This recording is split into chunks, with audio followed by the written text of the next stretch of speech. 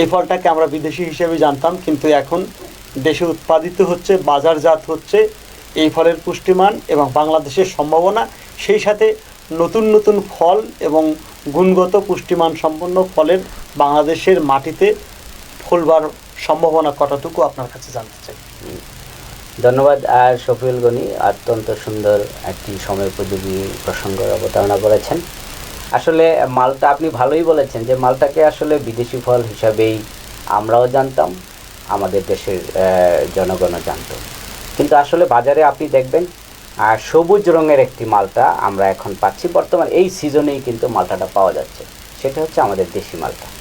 এবং বাংলাদেশের আপনি যদি দেখেন ময়মনসিংহ জেলার এই ফলের আবাদ হচ্ছে, আপনি পঞ্চগড় উত্তরাঞ্চলে আবাদ হচ্ছে, এবং খাগড়াছড়ি রাঙ্গামাটি ওই বেল্টেও কিন্তু ভালো ফলন হচ্ছে এই মালটা। এবং আপনি অবাক হবেন যে এই মালটার স্বাদ, মিষ্টতা বিদেশি মালটা যেটা আমরা বলি যে হলুদাভ কালারের, সেই মালটা থেকে কোনো অংশ কম নয়, অনেক বেশি। শুধু এবার যদি পুষ্টিমানের দিক থেকে আসি, এই ফলের পুষ্টিমান কিন্তু অনেক বেশি, অনেক ভালো। এবং অর্থনৈতিক দিক দিয়ে যদি আসি, যে আমাদের একজন কৃষক এই মালটা চাষ করে সে খুবই লাভবান হবে। কারণ আমার জানা মতেই এরকম আছে যে একজন কৃষক খুব ছোট্ট পরিসরে, যে মাত্র 10% 20% জমিতে যদি মালটা চাষ করে, তার পরিবারের চাহিদা মিটায় সে এই মালটা থেকে বছরে কমপক্ষে 50 থেকে 1 লক্ষ টাকা পর্যন্ত ইনকাম করতে পারবে পাশাপাশি, এবং আপনার ওই পরিবার নিরাপদ একটি পুষ্টির চাহিদা মেটাবে মালটা, এবং অর্থনৈতিকভাবে সেই এলাকা লাভবান হবে এবং আমাদের দেশ লাভবান। আমরা জানি আপনি একজন জনসংযোগ কর্মী ও কৃষিবিদ। দেশে বর্তমানে একটি ইস্যু সকলের মুখে মুখে, তা হলো পেঁয়াজ। এই পেঁয়াজের বাজার বর্তমানে অস্থিতিশীল। আমরা দেখেছি আপনি ফেসবুক লাইভে পেঁয়াজের বাজার স্থিতিশীল করবার জন্য দেশের বিভিন্ন বিশ্ববিদ্যালয়ের শিক্ষক এবং বিভিন্ন জেলার কৃষি কর্মকর্তাদের নিয়ে লাইভ প্রোগ্রাম করছেন, যেন ভবিষ্যতে পেঁয়াজসহ নিত্য প্রয়োজনীয় কৃষি পণ্যের দাম মানুষের নাগালে থাকে। আপনার সেই অভিজ্ঞতাটা ঢাকা টেলিভিশনের দর্শকদের জানাতে চাই আপনার মুখে। ধন্যবাদ শফিউল গনি একটি সময় উপযোগী প্রশ্ন করার জন্য। আসলে আমরা বাঙালিরা আসলে রসনা বিলাসের জন্য আমরা যে কোনো ত্যাগ স্বীকার করতে সবসময় প্রস্তুত। যদি বিগত বছরের চিন্তা করি, আমরা এই 20 টাকা 15 টাকার পেঁয়াজ কিন্তু আমরা 300 টাকা কেজি ধরে কিনেও আমাদের রান্নায়, আমাদের তরকারিতে আমরা সংযুক্ত করেছি। আমরা তারপরেও পেঁয়াজ কিনেছি, আশা করি ভবিষ্যতেও কিনব। আসলে পেঁয়াজের বিষয়টা আসলে খুবই অবাক লাগে আমার কাছে, কারণ আমরা যদি এই সরকারি কৃষি বিভাগের হিসাব জানি, তাহলে আমরা কিন্তু খুব পিছিয়ে নিই। আপনাকে জানাতে চাই, বাংলাদেশে বর্তমানে পেঁয়াজের চাহিদা রয়েছে 30 লক্ষ মেট্রিক টন, এবং আমাদের বাংলাদেশের যে প্রায় 4টা জেলায় বিশেষ করে পেঁয়াজ বেশি হয়, তারপরেও কম বেশি সারা বাংলাদেশে পেঁয়াজ হয়। তারপরে আমাদের উৎপাদন কিন্তু একেবারেই কম নয়, প্রায় 23 মেট্রিক টনের মতো, আমরা 23 লাখ মেট্রিক টন আমরা উৎপাদন করে থাকি। এখানে আরেকটি বিষয় বলতে হয়, সেটা হচ্ছে পেঁয়াজ হচ্ছে একটি পচনশীল ফসল। এখানে প্রায় 5 থেকে 7 লাখ টন পেঁয়াজ পচে যায়, পচে নষ্ট হয়। পচে নষ্ট হওয়াতে আমাদের আমরা এখানে প্রায় 10 থেকে 11 লাখ মেট্রিক টন পেঁয়াজ আমাদের আমদানি করতে হয় প্রতি বছর। যেহেতু গত বছর আমরা এই সেপ্টেম্বর মাসেই পেঁয়াজ নিয়ে অস্থিতিশীলতা তৈরি হয়েছিল, এবারও সেই সেপ্টেম্বর মাসে নিশ্চয়ই আমার বিশ্বাস ছিল বাংলাদেশের এবার পেঁয়াজের কোনো ক্রাইসিস হবে না, কারণ পূর্ব থেকেই যদি আমাদের আমদানি করার লক্ষ্যমাত্রা ঠিক করা থাকে, তাহলে সেই শিডিউল মতো যদি আমাদের আমদানি করা সকল পেঁয়াজ বাংলাদেশে ঢুকতো, তাহলে আসলে কোনো ধরনের ক্রাইসিস হওয়ার কথা নয়। কারণ আমরা আগে থেকেই জানি আমাদের 10 থেকে 11 লাখ মেট্রিক টন পেঁয়াজ আমদানি করতে হবে, কিন্তু তারপরেও ক্রাইসিস হলো। সেই ক্রাইসিসের বিষয়টা যদি আমি আপনাদেরকে জানাতে চাই, সেটা হচ্ছে আসলে হঠাৎ করেই ভারত থেকে আমাদের সিংহভাগ পেঁয়াজ আমদানি হয় ভারত থেকে। সেই ভারত কী করলো, ভারত পেঁয়াজ রপ্তানি করা হঠাৎ করে কোনো ধরনের নোটিশ ছাড়া বন্ধ করে দিয়েছে।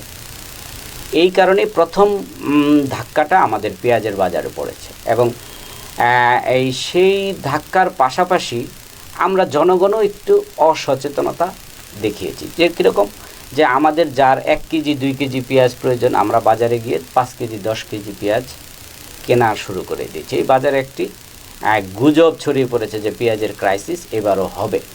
কিন্তু আমরা যদি সরকার বারবার বলছে যে আমাদের কাছে আরও অন্তত 2 থেকে 3 মাসের পেঁয়াজ মজুদ রয়েছে, আমরা যেন অতিরিক্ত পেঁয়াজ ক্রয় না করি। যদি জনগণ যদি এইভাবে অতিরিক্ত পেঁয়াজের ক্রয় চাপ বাজারে না ফেলতো, তাহলে কিন্তু তাৎক্ষণিকভাবে এই ক্রাইসিসটা তৈরি হতো না। সে প্রথমত ক্রাইসিসটা হচ্ছে এভাবেই। আমরা কথা বলেছিলাম কিছু কৃষি বিশেষজ্ঞদের সাথে। আপনি বলেছেন যে আমি ইতিমধ্যে একটা টকশো করেছি কয়েকজন কৃষি বিশেষজ্ঞ, কৃষি অর্থনীতিবিদের সাথে। তারা আমাকে যে তথ্যটা দিয়েছে, আসলে বাংলাদেশ কিন্তু শুধু ভারত থেকে পেঁয়াজ আমদানি করে তা না, বাংলাদেশ এছাড়া মিশর থেকে পেঁয়াজ আমদানি করার ইতিহাস রয়েছে, সিঙ্গাপুর থেকে পেঁয়াজ আমদানির ইতিহাস রয়েছে, তুরস্ক থেকে পেঁয়াজ আমদানি করার ইতিহাস রয়েছে, এবং সেভাবে আমদানি করার প্রক্রিয়াও চলমান আছে। এবং ইতিমধ্যেই কিন্তু পেঁয়াজ আমদানির এলসি বিভিন্ন দেশের সাথে সরকার কিন্তু করে রেখেছে এবং পেঁয়াজ আসছে। আমি আশা করি যে সামনে এই আমদানি করা পেঁয়াজ যখন আমাদের মার্কেটে যেহেতু ঢোকা শুরু হয়েছে, সেই লাগামহীনভাবে পেঁয়াজের দাম বৃদ্ধির সম্ভাবনা আর নেই। সেই সাথে কৃষি বিভাগের কৃষি কর্মকর্তা তথা মাঠ পর্যায়ের কৃষি গবেষক যারা, তারা এটা নিশ্চিত করেছে যে সরকার একটা দীর্ঘমেয়াদী পরিকল্পনা নিয়েছে যে আরও নতুন নতুন জাত কীভাবে চাষিদেরকে, কৃষকদেরকে দেওয়া যায়, সেই জাতের মাধ্যমে পেঁয়াজের উৎপাদন যেন আমাদের লক্ষ্যমাত্রার কাছাকাছি নিয়ে যাওয়া যায়। এখানে আরেকটি টেকনিক্যাল বিষয় আপনাদেরকে জানাতে চাই। যেহেতু পেঁয়াজ ফসলটা এই যে অক্টোবর নভেম্বর আছে, ডিসেম্বর এই মাসের মধ্যে রোপণ করতে হয় এবং ফেব্রুয়ারি মার্চে যে পেঁয়াজ বাজারে আসে, চাষিরা বাজার থেকে পেঁয়াজটা মানে ফসলটা ঘরে ওঠে আমাদেরকে। এই যে দীর্ঘ একটা সময়, এটা একটা গ্যাপ, এই গ্যাপে কিন্তু পেঁয়াজ, যেহেতু আমি আগেই বলেছি এটার স্টোরেজ নাই, এটা কিন্তু দীর্ঘ সময় রেখে রাখার মতো বাংলাদেশে প্রযুক্তিগত সুবিধা নেই। সেই প্রযুক্তিগত সুবিধা না থাকার কারণে আমাদের মধ্যবর্তী সময়ে একটি পেঁয়াজের জাত নিয়ে আমাদের এখন ভাবার সময় এসেছে, সেটা হচ্ছে গ্রীষ্মকাল। গ্রীষ্মকালে পেঁয়াজ চাষের জন্য বাংলাদেশ কৃষি গবেষণা ইনস্টিটিউট তারা গবেষণা করছে এই গ্রীষ্মকালে একটি পেঁয়াজের জাত আবিষ্কার করা যায় কিনা। ইতিমধ্যে তারা কিছু 2-1টি জাত মাঠে দিয়েছে, এটা প্রাথমিকভাবে চাষ হচ্ছে। যদি এটা সফল হয়, মাঝে যদি আরেকটা পেঁয়াজের জাত কৃষকদেরকে আমরা দিতে পারি, তাহলে ভবিষ্যতে আর পেঁয়াজের ঘাটতি হবে না, আমরা পেঁয়াজে স্বয়ংসম্পূর্ণ হয়ে যাব বলে আমাদের বিশ্বাস। ধন্যবাদ দিন মোহাম্মদ দিনু, আপনাকে আনন্দের সংবাদ, আশার বাণী শোনালেন। বাংলাদেশ কৃষি গবেষণা ইনস্টিটিউট পেঁয়াজের মধ্যবর্তী অর্থাৎ গ্রীষ্মকালীন ফলনের চিন্তাভাবনা করছে এবং এই নিয়ে গবেষণা করছে। তো আপনি মাঠ পর্যায়ে এই নিয়ে কাজ করছেন, আপনার সেই অভিজ্ঞতাটা জানতে চাই। সেই সাথে একজন কৃষিবিদ হিসেবে খাদ্য নিরাপত্তা অর্জনে আপনার ভাবনাগুলো আমাদের ঢাকা টেলিভিশনের দর্শকদের সাথে শেয়ার করবেন। ধন্যবাদ, একটা সুন্দর বিষয় অবতারণা করেছেন। আসলে আমি আগেই বলেছিলাম যে বাংলাদেশ কৃষি গবেষণা ইনস্টিটিউট বাংলাদেশের একটি জাতীয় গবেষণা প্রতিষ্ঠান। সেই প্রতিষ্ঠান নিরলসভাবেই কাজ করছে বলে আমি বিশ্বাস করি। বাংলাদেশে এই পেঁয়াজের জন্য, পেঁয়াজ চাষের জন্য তারা বাড়ি পেঁয়াজ 1 থেকে বাড়ি পেঁয়াজ 6, অর্থাৎ বাড়ি পেঁয়াজ 1, বাড়ি পেঁয়াজ 2, বাড়ি পেঁয়াজ 3, বাড়ি পেঁয়াজ 4 এবং বাড়ি পেঁয়াজ 5 এবং 6, এই 6টি পেঁয়াজের জাত তারা রিলিজ করেছে। এবং আরেকটি প্রতিষ্ঠান বাংলাদেশ পরমাণু কৃষি গবেষণা ইনস্টিটিউট, যেটা ময়মনসিংহে অবস্থিত, তারাও কিন্তু বাংলাদেশের খাদ্য নিরাপত্তায় কৃষির নানা দিক নিয়ে গবেষণা করছে। তারা বাড়ি পেঁয়াজ বিনা পেঁয়াজ 1 এবং বিনা পেঁয়াজ 2 নামে 2টি পেঁয়াজের জাত তারা আমাদের দিয়েছে, সেটা অত্যন্ত সাধুবাদ জানাই তাদেরকে। এবং কৃষকরা, আপনি যেটা বলছিলেন গ্রীষ্মকালীন, আসলে আপনাকে জানাতে চাই যেটা গ্রীষ্মকালে সেই সময়টা হচ্ছে বৃষ্টিপ্রবণ সময় আমাদের জন্য, সেটা হচ্ছে কৃষকদের জন্য একটি চ্যালেঞ্জ। কারণ বৃষ্টি উপেক্ষা করে পেঁয়াজের চারা তৈরি করতে হবে এবং পেঁয়াজটা এরকম জায়গায়, একটা ঢালু জায়গায় স্থান নির্বাচন করতে হবে যেই স্থানে বৃষ্টির পানি দাঁড়াবে না। এটা একটা চ্যালেঞ্জিং একটি বিষয় আমাদের জন্য। এটা আমাদের চর অঞ্চলে এটা পরীক্ষামূলকভাবে বর্তমান কৃষি বিভাগ চেষ্টা করছে। তাদের কৃষি সম্প্রসারণ অধিদপ্তরের মাঠ পর্যায়ের কর্মকর্তা কর্মচারী এবং কৃষিবিদদের নিয়ে ইতিমধ্যে তারা সফলতা পেয়েছে বলে আমরা জেনেছি। আরও গবেষণা দরকার যে আরও কীভাবে আরও আধুনিক টেকনোলজি ব্যবহার করে কিভাবে এই গ্রীষ্মকালীন এই পেঁয়াজের জাতটাকে সাস্টেইন করা যায়, গ্রীষ্মকালীন পেঁয়াজের জাতটাকে একেবারেই কৃষকদের দূরগড়ায় পৌঁছে দেওয়া যায়। কারণ এখানে কৃষকদেরকে একটু পরিশ্রম করতে হবে, কৃষকদেরকে তাদের টেকনোলজিটা বুঝতে হবে। কারণ বৃষ্টিতে কিন্তু পেঁয়াজ নষ্ট হয়ে যায়, একবার নষ্ট হলেও আবার কৃষকদেরকে, আমি মনে করি কৃষকদেরকে এ ব্যাপারে একটু প্রণোদনার ব্যবস্থাও করা যেতে পারে সরকারের পক্ষ থেকে। কারণ কৃষকরা যেহেতু চ্যালেঞ্জ নেবে, তাদেরকে সাপোর্ট সরকারকে দিতে হবে। আপনি আরেকটি কথা বলেছেন যে খাদ্য নিরাপত্তা, এটা অত্যন্ত ভালো বলেছেন। এটা খুবই সময় উপযোগী, যুগোপযোগী একটি কথা। বাংলাদেশ আসলে এক সময়ে বাংলাদেশ কৃষিকে আমরা বলতাম কি খরপোশ কৃষি। খরপোশ কৃষি যদি আমি বোঝাতে চাই দর্শকদের, সেটা হচ্ছে যে আমরা কৃষিটা করব শুধুমাত্র আমাদের পেটের ভাত জোগাড় করার জন্য, আমাদের সংসারের খাদ্য ঘাটতি মেটানোর জন্য। আজ কৃষিটা কিন্তু সেই জায়গায় নাই। আপনি যদি ভাবেন আজকে কৃষিটা কোথায়, আজকে কৃষি একটা শিল্পে পরিণত হয়েছে। এই কৃষিতে লক্ষ লক্ষ থেকে কোটি কোটি টাকার ট্রানজেকশন হচ্ছে এই কৃষিতে। আমরা আজকে খাদ্যে স্বয়ংসম্পূর্ণ একটি দেশ। এই খাদ্যের জন্য আমাদেরকে কিন্তু আর কোথাও কোনো দেশের দিকে কারোর দিকে তাকাতে হয় না। এক সময়ে 7 কোটি মানুষের এই দেশে কিন্তু খাদ্য ঘাটতি ছিল, খাদ্যের স্বল্পতা ছিল।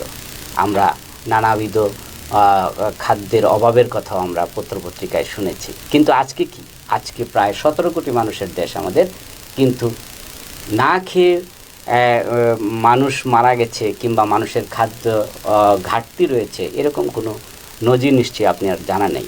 কারণ কি, আমাদের আজকে খাদ্য শস্য উদ্বৃত্ত রয়েছে। আমাদের খাদ্যের উৎপাদন, আমাদের কৃষি বিভাগ, আমাদের কৃষি গবেষক, আমাদের কৃষিবিদ, সর্বোপরি আমাদের কৃষক ভাইরা, তাদের অক্লান্ত পরিশ্রমের কারণে আমরা কিন্তু এখন খাদ্যে স্বয়ংসম্পূর্ণ একটি দেশ।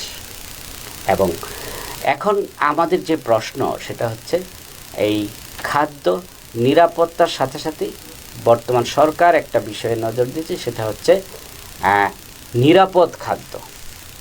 আমাদেরকে যেহেতু আমরা খাদ্যে স্বয়ংসম্পন্ন হয়েছে, আমাদের খাদ্যটা নিরাপদ কিনা, আমাদের স্বাস্থ্যকর কিনা, সেই দিকে কিন্তু এখন বর্তমান সরকার কাজ করছে। আসলে এই কাজে সরকার সফল হবে বলে আমার বিশ্বাস। আপনাদের মাধ্যমে আমি জানাতে চাই, বর্তমান সরকার একজন সফল কৃষিমন্ত্রী নিয়োগ করেছেন। উনি একজন কৃষিবিদ, উনি কৃষি এবং কৃষককে বুঝেন এবং কিভাবে কৃষকদের সুযোগ সুবিধা দিতে হয় উনি জানেন, যেহেতু উনি একজন কৃষিবিদ। করোনার এই ক্রান্তিকালে আমরা অনিশ্চয়তা ছিলাম আমাদের বোরো ফসল হারভেস্ট করা নিয়ে। আসলে আমরা এই বোরো ফসলটা সঠিকভাবে হারভেস্ট করতে পারবো কিনা, কিন্তু বর্তমান সরকারের কৃষি বিভাগ যুগোপযোগী এবং সময়োপযোগী একটা সিদ্ধান্ত নিয়েছে। তখন কী সিদ্ধান্ত, সেটা হচ্ছে যে কৃষকদেরকে ভর্তুকি মূল্যে কৃষি যন্ত্র প্রদান করা। যেহেতু করোনার সময় আমরা শ্রমিক ঠিকমতো পাবো না, এবং আপনি শুনে অবাক হবেন 60 থেকে 70% পর্যন্ত অর্থ সরকার ভর্তুকি দিয়ে কৃষকদেরকে যন্ত্র প্রদান করেছে। এ প্রসঙ্গে একটু বলতে চাই, একটি কম্বাইন্ড হারভেস্টার 28 লক্ষ টাকা যার দাম, সেটা কৃষক পেয়েছে 12 থেকে 13 লক্ষ টাকা। এবং এর মাধ্যমে আমরা সেই কৃষি বিভাগের সহযোগিতায় বিপুল পরিমাণের বোরো ফসল আমরা ঘরে তুলতে সক্ষম হয়েছি, যার ফলে কৃষকের ঘরে আজ পর্যাপ্ত খাদ্য, আমাদের সরকারের গুদামে পর্যাপ্ত চাল ডাল রয়েছে, আমাদের খাদ্যে আমাদের কোনো ঘাটতি নেই, আমাদের পর্যাপ্ত খাদ্য মজুদ আছে। এই জন্য আমাদের খাদ্য নিয়ে কোনো চিন্তা নাই এবং খাদ্য নিরাপত্তায়ও আমাদের কোনো ভাবনা নেই।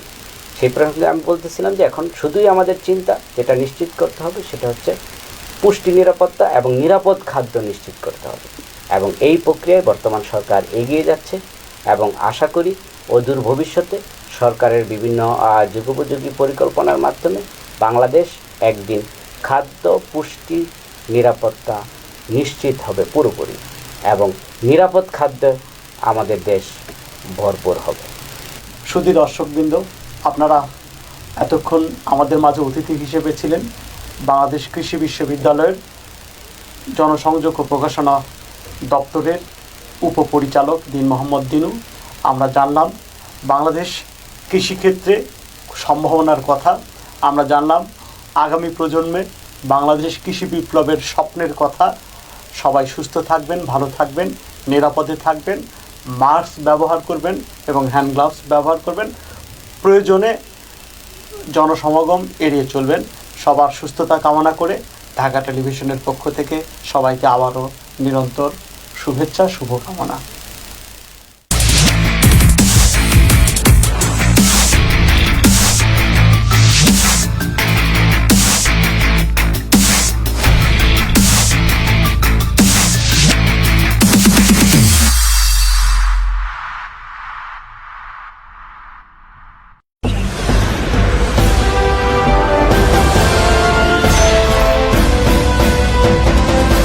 Dhaka TV is one of the most popular in Bangladesh.